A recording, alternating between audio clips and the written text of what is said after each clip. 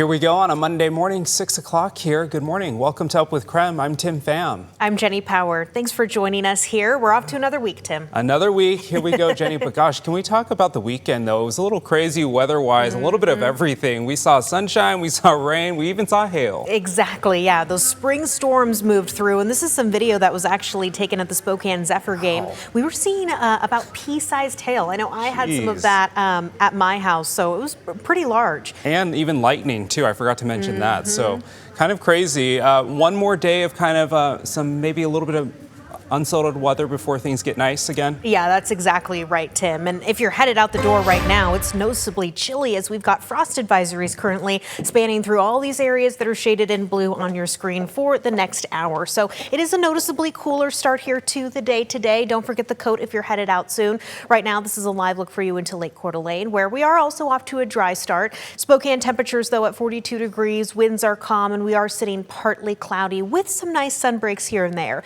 We all are, however, though, in the low 50s already for Wenatchee, 43 degrees in Coeur d'Alene, 36 up towards Sandpoint, however, though, and that's one of those areas that is waking up to that frost advisory.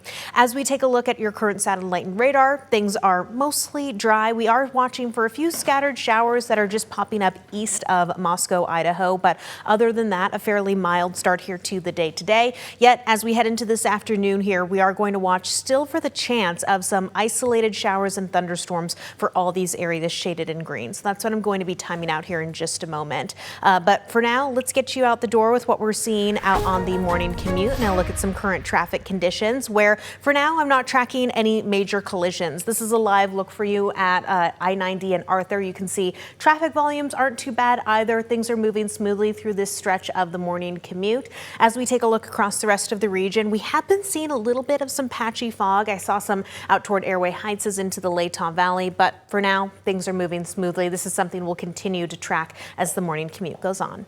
Tim? Jenny, thank you. And this morning we're learning new details in the mid-air collision between two fighter jets at the Gunfighters Air Show in Mountain Home, which is just southeast of Boise. The two planes involved were two Navy Growlers from Whidbey Island, Washington. New video showing the aftermath of the crash from over the weekend. Officials say all four crew members involved ejected and were able to parachute to safety. The base went onto lockdown after the incident, and the remainder of the air show was canceled. The Air Force Base gunfighters released a statement thanking response teams and confirming everyone involved in the crash is safe.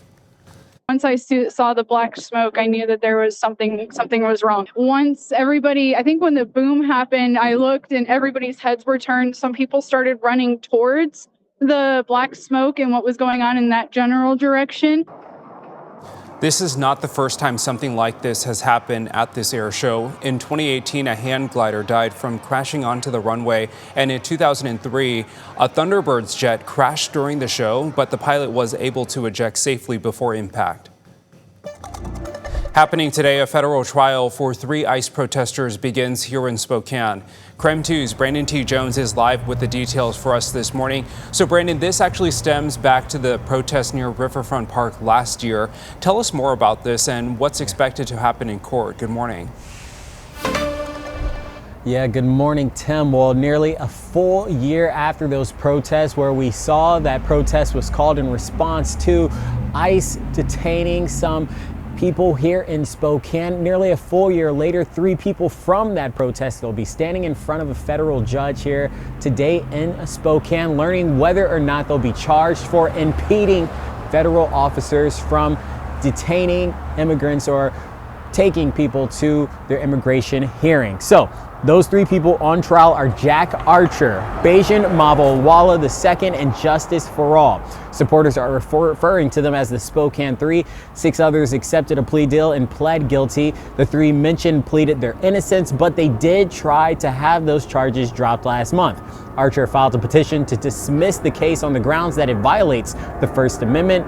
For All and Mawala signed the petition, but a judge ultimately denied that petition. So now that trial expected to start this morning, and Ben Stuckert, who called for that initial protest last June, posted on Facebook ahead of the trial. He wrote in part, "I wish the 3 that didn't take plea deals a fair jury and justice." He went on to say the individual who was detained for 7 months was released from detainment after a judge deemed him his containment was unconstitutional. So as day one of this trial gets underway, we'll be sure to continue to keep you updated and provide you the latest updates and any new developments. For now though, reporting live here in downtown Spokane, Brandon T. Jones, KREM 2 News. This morning, the trial is set to begin for the Spokane County woman accused of killing her ex-boyfriend back in 2024. Cynthia Khalil faces multiple charges, including first-degree murder. She is accused of stabbing and killing her ex-boyfriend, 40-year-old Justin Daniel, inside of his Meade home. Detectives found Daniel was stabbed, quote, an excessive number of times and was shot several times as well. The two shared a daughter together and were in a custody battle at the time of his death. That trial is set to start at 9 o'clock this morning. Tracking tomorrow, polls open for the Idaho primary election at 8 a.m. and close at 8 p.m. One race we are following closely is the new Shoshone County Sheriff. The resignations of Sheriffs Holly Lindsay and William Eddy means the winner will only be in office for 2 years to finish out Sheriff Lindsay's original term before having to run for re-election in 2028.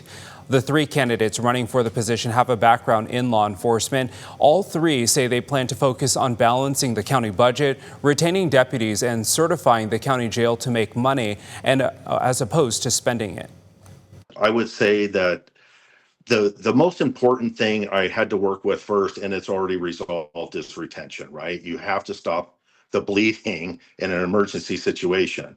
Manning's also important. It's huge. It's tough. It's going to be tough. There's no sugarcoating it. There's no magic answer. Getting the jail certified out of the gate is probably the most important part. And that way we can open up to actually make some money from reimbursement as opposed to costing us for every inmate we have for reimbursement. To learn more about the candidates, we have that information on our website, krem.com. Well, a scary scene in Pend Oreille County yesterday afternoon. Lightning struck a house and sparked a fire. This was along Highway 20 and 31. Fire crews were able to get the family out safely. They say the flames quickly burned through the attic and down the walls.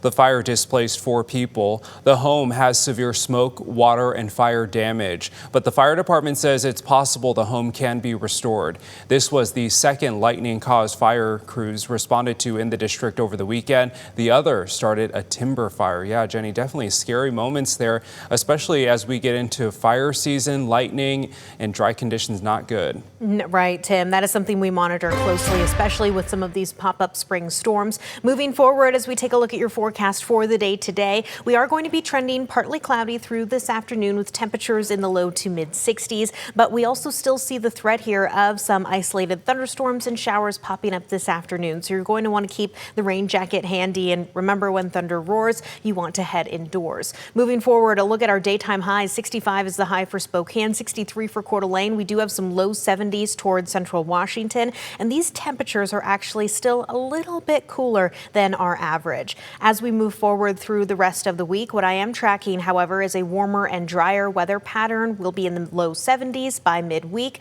with drier conditions expected for this upcoming Memorial Day weekend.